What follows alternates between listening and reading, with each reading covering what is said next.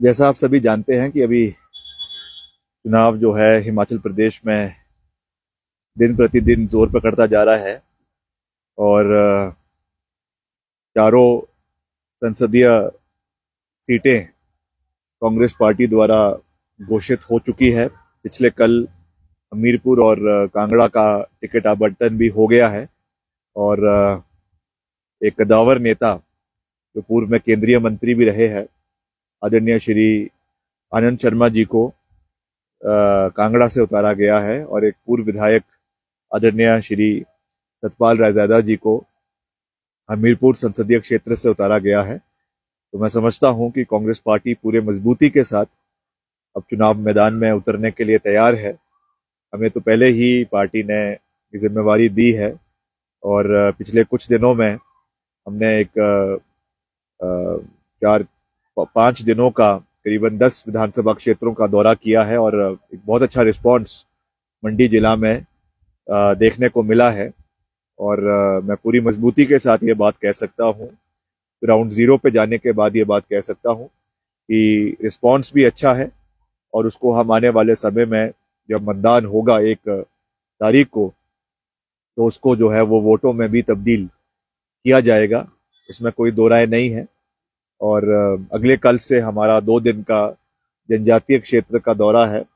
भरमौर का, पांगी का और जिला मंडी के करसोग का और जिला कुल्लू के बंजार क्षेत्र का दौरा है, जिसमें मुख्यमंत्री आदरणीय ठाकुर सुखविंदर सिंह सुक्खू जी भी हमारी कैंपेनिंग के लिए और पार्टी को मजबूत करने के लिए अगले 2 दिन हमारे साथ उपस्थित रहेंगे और पार्टी के साथ एकता के साथ आगे बढ़कर इस मंडी संसदीय क्षेत्र को जीतने के लिए जो हम मैदान में उतरे हैं, उस दृष्टि से मैं समझता हूं कि ये एक बहुत ऐतिहासिक भी रहेगा और अच्छा रिस्पांस इसमें लोगों का मिलेगा। और जहां तक यहाँ की प्राथमिकताओं की बात है, वैसे तो मैंने ये प्रेस वार्ता पिछले कल 2 दिन पहले जो है वो मंडी में भी करी है और मैंने डे 1 से, जब से मुझे यहाँ से प्रत्याशी घोषित किया गया है, मैंने हमेशा ये कहा है कि हम इशू बेस्ड पॉलिटिक्स पर विश्वास रखते हैं। जो मुद्दे हैं, चाहे वो प्रदेश के मुद्दे हैं, चाहे वो संसदीय क्षेत्र के मुद्दे हैं, हर मुद्दे को प्राथमिकता पे हम उठा भी रहे हैं और हमने एक पूरा रोड मैप जो है वो मंडी संसदीय क्षेत्र, क्योंकि हिमाचल प्रदेश का 2/3 2/3 ज्योग्राफिकल एरिया है, जिसमें कर्मचारी भी आते हैं, हमारे एक्स सर्विसमैन भी आते हैं, हमारा यूथ भी आता है, महिलाएं भी आती है और हर वर्ग के लिए जो कार्य हमने किए हैं वो भी, और जो हमने करना है आने वाले समय में, उसका भी हमने एक पूरा रोड मैप बनाया है। सबसे महत्वपूर्ण चीज, क्योंकि जो मंडी शहर है वो पूरे संसदीय क्षेत्र का दिल है और उसको मजबूत करना सबसे महत्वपूर्ण है। इसलिए जो मेरा बतौर चुनाव जीतने के बाद बतौर सांसद जो नंबर 1 प्राथमिकता रहेगी, वो मंडी शहर को जो है वो स्मार्ट सिटी के अंतर्गत जोड़ने की रहेगी। This will be my number 1 priority. मैं अभी प्रदेश में वर्तमान में अर्बन डेवलपमेंट मिनिस्टर भी हूं और मैंने इस विषय को अपने डिपार्टमेंट के साथ भी टेकअप किया है चुनाव के पहले, और केंद्रीय जो हमारा अर्बन डेवलपमेंट डिपार्टमेंट है उसके साथ भी इसको टेकअप किया है और इसको हम पूरा प्रयास करेंगे कि चुनावों के बाद मंडी को जिस तर्ज पर शिमला और धर्मशाला को स्मार्ट सिटी प्रोजेक्ट मिला है, हम इसको मंडी से जोड़ेंगे। मंडी एक बहुत ही ऐतिहासिक नगरी है, जहाँ पे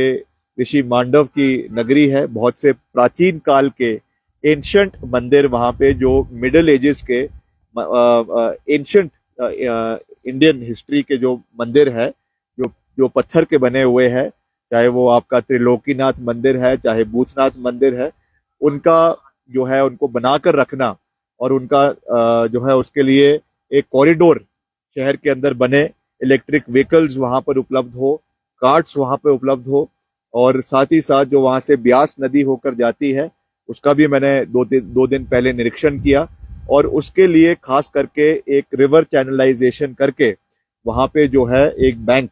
रिवर बैंक वहां पे बनाने के लिए, वहां पे रिवर फ्रंट बनाने का हम प्रयास करेंगे ताकि उसको ब्यूटिफाई किया जाए और एक अच्छा शहर के अंदर वो तब्दील हो। बार बार जयराम जी कहते हैं कि मंडी के शिव धाम के बारे में माननीय मुख्यमंत्री जी ने कुछ नहीं किया। मैं ये बात बिल्कुल साफ कह देना चाहता हूं कि जो मंडी का शिव धाम है उसको बनाना भी सरकार की प्राथमिकता है, मगर उसके लिए जो इन्फ्लेटेड बजट पूर्व सरकार द्वारा बनाया गया था because of the financial crisis that the state is bearing today, वो अभी उसको हम पूरा नहीं कर पाए हैं। मगर इसमें अगर कोई एक्सटर्नल एडेड प्रोजेक्ट एडीबी के माध्यम से या वर्ल्ड बैंक के माध्यम से या किसी भी प्रोजेक्ट के माध्यम से पैसा मिलता है तो we stand committed to complete it. मगर उनकी विजन में, जो जयराम जी का विजन है और हमारा विजन है, वो अलग है। जयराम जी चाहते हैं कि एक कॉन्क्रीट जंगल जो है वो बिल्कुल मंडी की चोटी के ऊपर बनाया जाए। वेराज हमारा विजन ये है कि नए मंदिर बनाने के बजाय जो पुराने मंदिर है, जो प्राचीन काल के मंदिर है, एंशिएंट टेम्पल्स है, जिसकी अपनी एक वर्ल्ड हेरिटेज साइट से, यूनेस्को से जो प्रोटेक्टेड साइट्स है, उनको अगर हम बेहतरीन करेंगे और हम कॉरिडोर्स अलग अलग मंदिर के साथ जोड़ेंगे तो वो ज्यादा बेहतर रहेगा। क्योंकि अगर कोई भी बाहर से टूरिस्ट और खास करके अंतर्राष्ट्रीय टूरिस्ट आता है तो उनकी जो आकर्षण का केंद्र होता है वो एंशिएंट मंदिर होते हैं या एंशिएंट जो हमारे हिस्टोरिकल चाहे मंदिर है, चाहे फोर्ट्स है, चाहे पैलेसेस है, वो रहते हैं। नई चीजों को देखने के लिए कोई नहीं आता है। उस तरीके की नया हम एक शिव धाम तो दिल्ली के भी किसी कोने में बना सकते हैं, उसकी कोई हिस्टोरिकल सिग्निफिकेंस नहीं है। तो उस दृष्टि से मैं ये बात साफ कर देना चाहता हूं, क्योंकि बार बार आदरणीय श्री जयराम जी इस विषय को एक राजनीतिक रंग देने की कोशिश कर रहे हैं। तो इसकी स्थिति, इस विषय की स्थिति को स्पष्ट करना बहुत जरूरी था। जो नंबर 2 प्राथमिकता हमारी मंडी संसदीय क्षेत्र के लिए रहेगी वो आपका इंफ्रास्ट्रक्चरल पॉइंट ऑफ व्यू से 2 टनल्स बहुत महत्वपूर्ण है। एक आपका जो बरोट वैली है, वहां से जो आपके कुल्लू के लग वैली को जोड़ता है, उसको वहां पे टनल बनाना, ये स्ट्रेटेजिक पॉइंट ऑफ व्यू से भी बहुत इंपॉर्टेंट है, टूरिज्म पॉइंट ऑफ व्यू से भी बहुत इंपॉर्टेंट है और डिफेंस पॉइंट ऑफ व्यू से भी। क्योंकि आपका पठानकोट से सीधा जो अगर किसी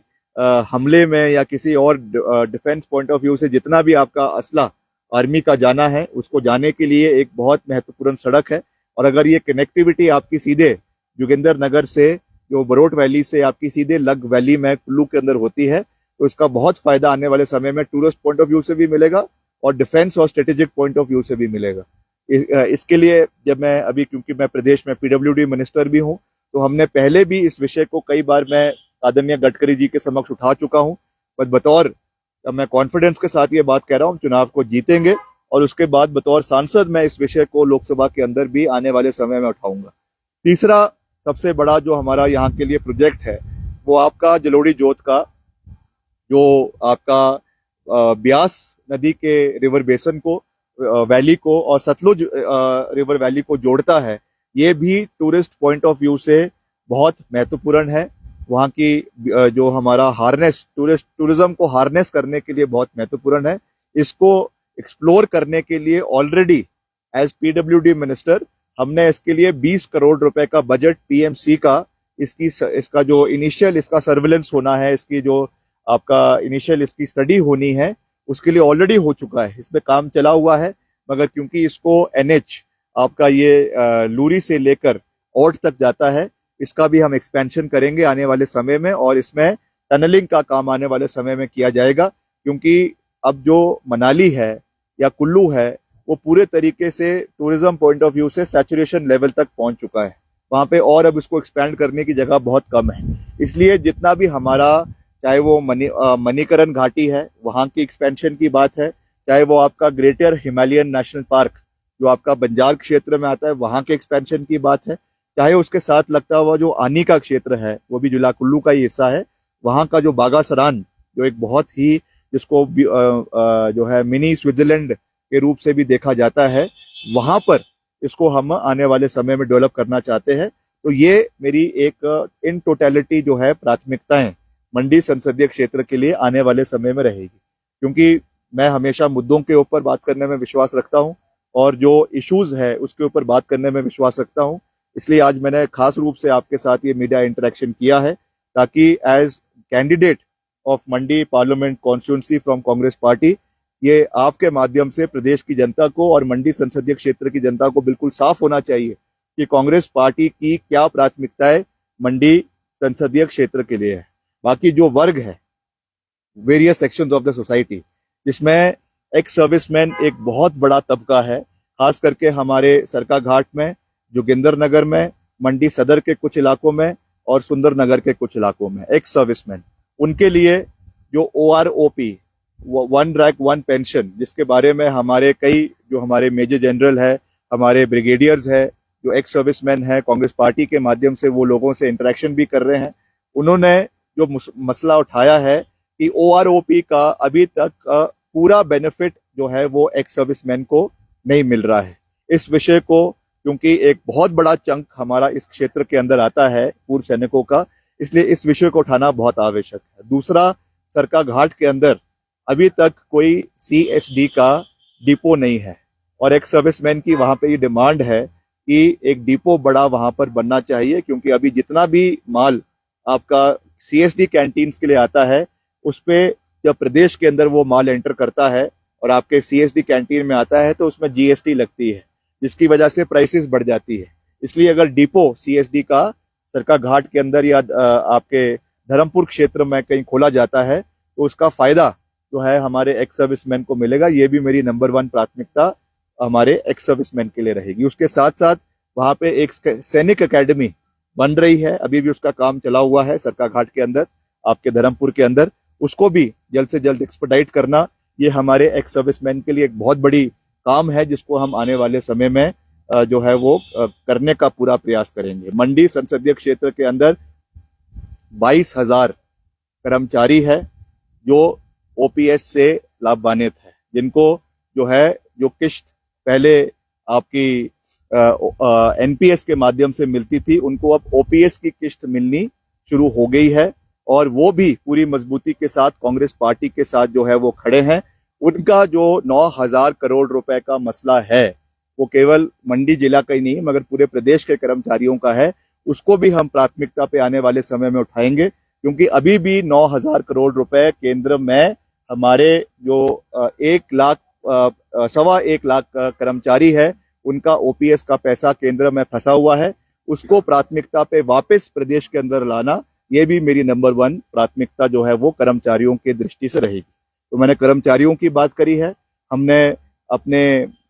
एक्स सर्विसमैन के जो हमारे फौज के सैनिक है, पूर्व सैनिक है, उनकी बात करी है, हमने टूरिज्म पॉइंट ऑफ व्यू से बात करी है, हमने डिफेंस और स्ट्रेटेजिक पॉइंट ऑफ व्यू से बात करी है, हमने मंडी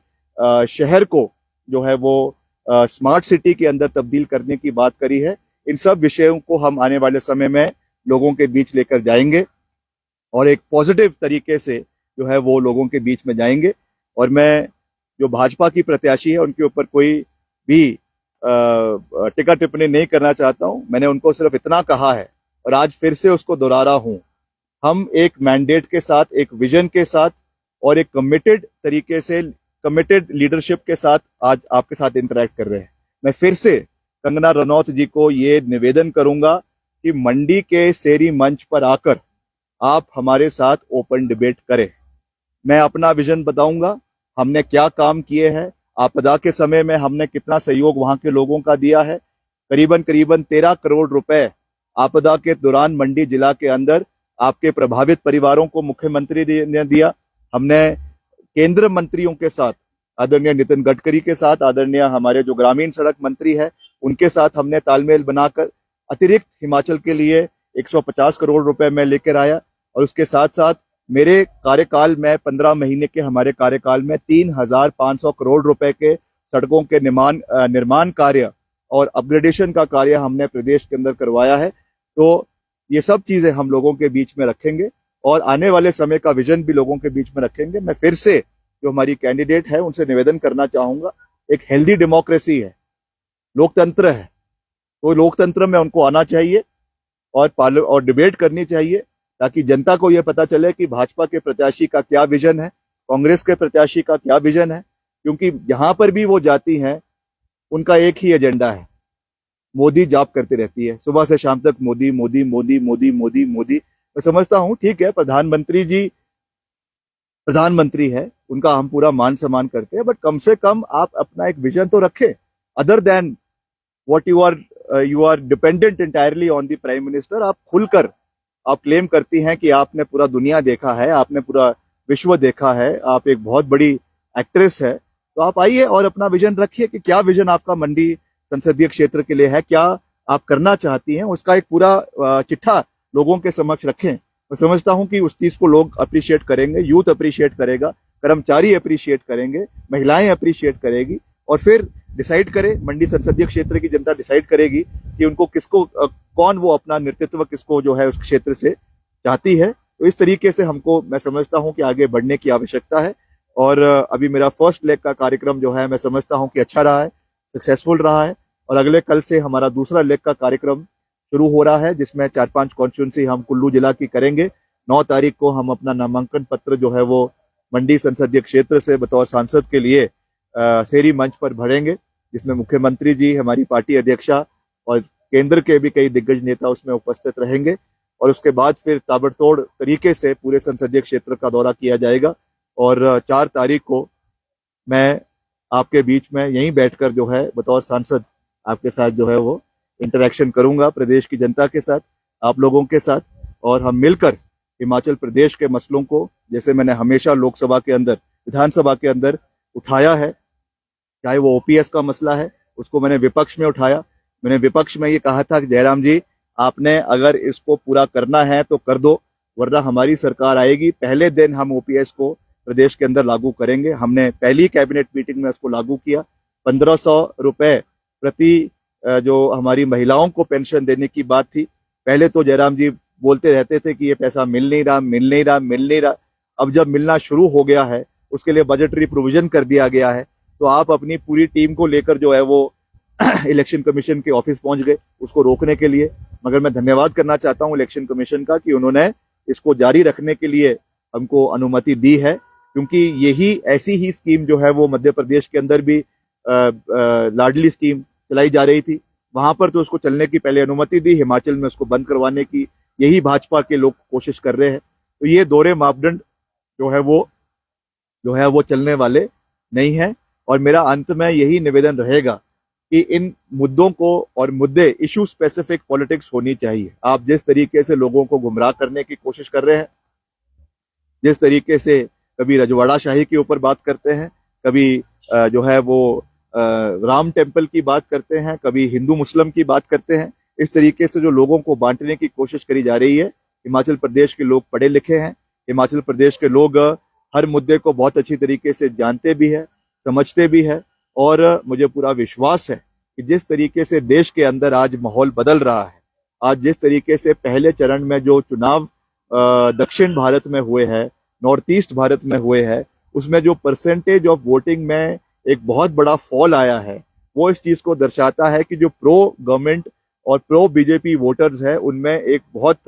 जो हमको आंकड़े में उसको कमी देखने को मिली है। ये जो इन्होंने नारा दिया हुआ है आज 400 पार का, ये एक हवा है, और ये हवा बहुत जल्दी जो है वो साफ होने वाली है, क्योंकि बहुत लंबे समय तक इस तरीके की चीजें देश के अंदर चल नहीं सकती है। आज दुर्भाग्यपूर्ण है, और मुझे कहते हुए ये दुख हो रहा है कि हमारे देश के आदरणीय, माननीय, सम्माननीय प्रधानमंत्री श्री नरेंद्र मोदी जी, जिस तरीके की उन्होंने भाषा और जिस तरीके की उन्होंने शब्दावली का प्रयोग बांसवाड़ा के राजस्थान में अपने अभिभाषण में किया, जहां पे उन्होंने मंगलसूत्र का जिक्र किया, जहां पे उन्होंने देश के एक समुदाय को जो है वो घुसपैठिया जो है वो करार दे दिया, और ये कहा कि ये पैसा जो है वो घुसपैठियों को दिया जा रहा है। आदरणीय जो हमारे पूर्व प्रधानमंत्री है डॉक्टर मनमोहन सिंह जी, उनकी एक स्पीच को जिस तरीके से तोड़ मरोड़ कर पेश करने की कोशिश की गई, और ये दिखाया कि हम केवल एक समाज के साथ और एक वर्ग के साथ और एक समुदाय के साथ कांग्रेस पार्टी खड़ी है। मैं समझता हूं ये बहुत दुर्भाग्यपूर्ण है, ये चीजें अब चलने वाली नहीं है। जिस तरीके से ध्रुवीकरण का, जिस तरीके से एक धर्म के नाम पर जो एक आहत पहुंचाने की कोशिश भाजपा की सरकार देश के अंदर कर रही है, अब जनता जाग गई है, और ये जो एक राजनीतिक चश्मा लोगों के उस पर लगा हुआ था, अब उससे लोग बाहर निकल कर आ रहे हैं। और मुझे पूरा विश्वास है कि इस बारी 4 तारीख को जब परिणाम आएंगे तो केंद्र में भी एक सत्ता परिवर्तन होगा, और जो ये नारा 400 पार का दे रहे हैं उसका आधा भी इस बार जो है वो भारतीय जनता पार्टी को और एनडीए को वो जो है वो उनको मिलने वाला नहीं है। आप कुछ पूछना चाहते हो तो पूछ सकते हैं। दोनों पक्षों की ओर से जिस तरीके से अमर्यादित बयानबाजी हो रही है, आप कह रहे हैं हम मुद्दों पर आधारित राजनीति, मुद्दे क्या गौण नहीं हो गए? नहीं, मैं तो मुद्दों पे क्यों, मैंने तो अभी जो आपसे इंटरेक्शन करी है उस इंटरेक्शन का 99% जो है वो मुद्दों के ऊपर है और मैंने बड़े क्लियर तरीके से अपनी विजन को लोगों के बीच में रखा है, चाहे वो एक मंडी जिला का है, चाहे वो पूरे संसदीय क्षेत्र का है, चाहे वो प्रदेश का है, और हम इन्हीं मुद्दों के ऊपर जो है वो लोगों के बीच में जाएंगे। अब अगर कोई अमर्यादित भाषा इस्तेमाल कर रहा है और खास करके बॉम्बे से आकर कर रहा है तो उसके बारे में मैं क्या कह सकता हूँ। मैं उनको नमस्कार ही कहता हूँ और वो ऐसे भी सैलानी है, टूरिस्ट है, अभी कुछ समय के लिए यहाँ पर आए हैं, चुनावों के समय में आए हैं, मौसम अच्छा है और अलग अलग जगहों में जा रहे हैं। जब चुनाव खत्म हो जाएंगे तो ये वापस मुंबई चले जाएंगे। मंडी से